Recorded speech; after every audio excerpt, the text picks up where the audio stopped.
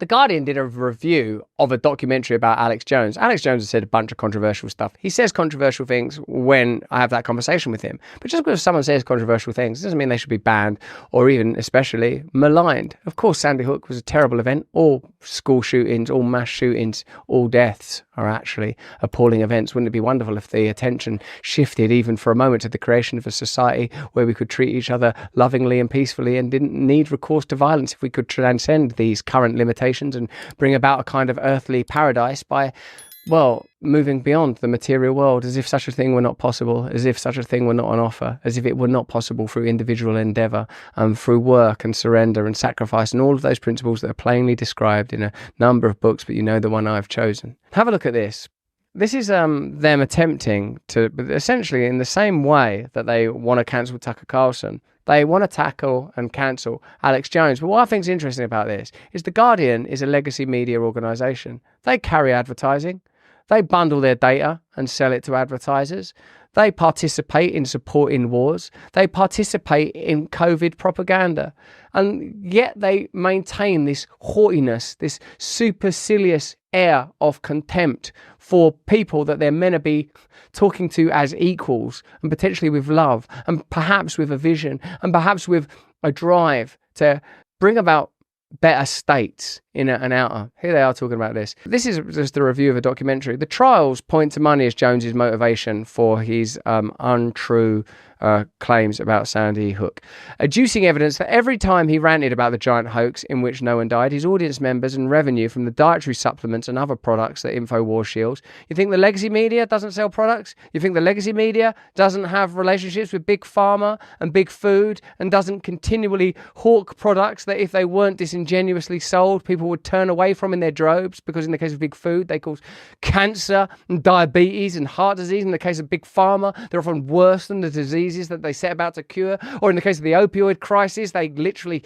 killed people that would otherwise still be alive, and they were given a pass. Why? Because they're an integral part of the system, because they're too big to fail. The legacy media prop them up and continue to deal with them, and they tell us that the problem's Alex Jones and Tucker Carlson and ourselves and your own drives and your own nature and your own body. Continually you're told to condemn and damn yourself by this new church with all of its certainty, with none of the inquiry, none of the atonement that's necessary and present in any ideology that I'm interested in, particularly the one I've chosen though. But it does not, and perhaps no one can, though there should be filmmakers who try, fathom an answer to the question of why people are so willing, so thirsty to believe lies, because they don't trust the legacy media anymore, because you've lied to them so many times, because you've become so corrupted. Perhaps because in the figure of Julian Assange, when something significant happened, when you had the opportunity to support someone who you temporarily collaborated with, when the chance came to disown him and condemn him and see him put behind bars, you took that opportunity instead of supporting him because you were afraid. You were afraid of what it meant for normal journalism if a person could be imprisoned for publishing true information, imprisoned without trial at that, if I may say. So on one hand, we're supposed to hate Tucker Carlson because he's right wing. On the other hand, we hate Bobby Kennedy because he's a kook. Then on the other hand, we're supposed to hate Alex Jones because he's a crackpot and a wacko. You're supposed to hate everyone except for Hillary Clinton. It's okay to like Hillary Clinton, and you're not supposed to question that or interrogate that. And all of these brands like The Guardian and Netflix, and all they are is media organizations, and all they're ultimately supposed to do is control your mental space so that you don't think straight or sell you products that you don't need. We know that already. And they want to do it with this kind of grandeur and aplomb and this haughtiness, like they're doing us all a favour, like they're some modern day saviour. But the fact is that they're scum. And that's how they talk about Alex Jones. This guy's scum, we should destroy him. That's how they talk about Tucker Carlson. Scum, should destroy him. That's how they talk about people that voted for Brexit. Scum, should destroy him. That's how they talk about people that vote for Trump. Scum, should destroy him. They hate you.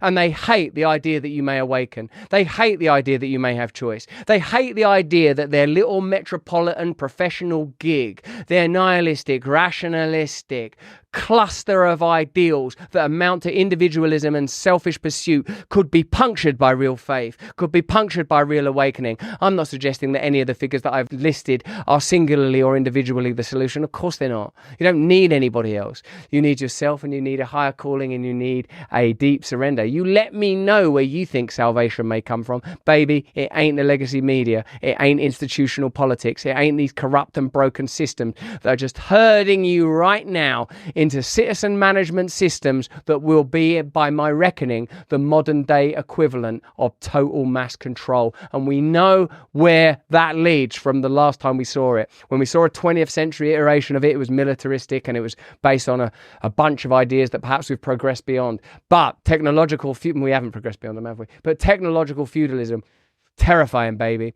All the punitive damages in the world won't remake society into a place where Alex Jones and his ilk can't flourish. Alex Jones isn't perfect. Is anyone claiming Alex Jones is perfect? Is anyone claiming that Alex Jones didn't say dumb, stupid stuff about Sandy Hook and probably said dumb, stupid stuff about a million things? The guy does 6 hours of broadcasting a day. I bet he says all sorts of dumb things. But so do they.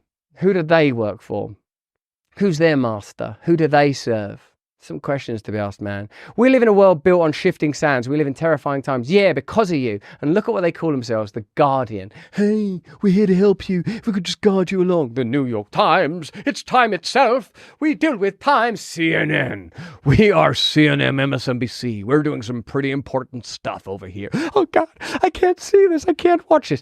Emoting and intoning and grandstanding and extemporizing and bullshitting on behalf of corrupt systems that are falling fast. Hey, but that's just what I think. Why don't you let me know what you think in the comments and the chat? Hey, this is exciting. We've got a great partner today. It's Rumble. But beyond Rumble, it's Rumble's latest venture. Let me ask you first, are you a Sleepy Joe type character with zero cognitive performance, struggling to muster focus and brain power for basic things like running the United States of America? You've got to stop drinking woke liberal coffee that hates you and your way of life and start your day by drinking Rumble's very own 1775 coffee. This is going to be the best tasting coffee you've ever had. Seriously good, ethically sourced from a family farm in the high altitude mountains of Bolivia. Not in the Bolivian lowlands run not by a family but by a single man still living with a pet. No! Instead of waking up and drinking your big corporation owned woke ideology coffee that's probably making you sick from the pesticides it's sprayed with, try Rumble's 1775 revolutionary coffee. Support freedom of speech. Build a parallel economy that actually values you and loves you. My favourite? It's dark, of course. I've always found the lure of the dark irresistible. I'm sorry, how can I stay mad at you? But you're just going to have to wait over there for a little while. Level up your morning routine with a 1775 coffee. Sleep all night knowing your hard-earned dollary dues are going towards supporting freedom-loving creators like me on Rumble. Visit 1775coffee.com now, pick up your first bag, use the code BRAND to save 10% on your first order.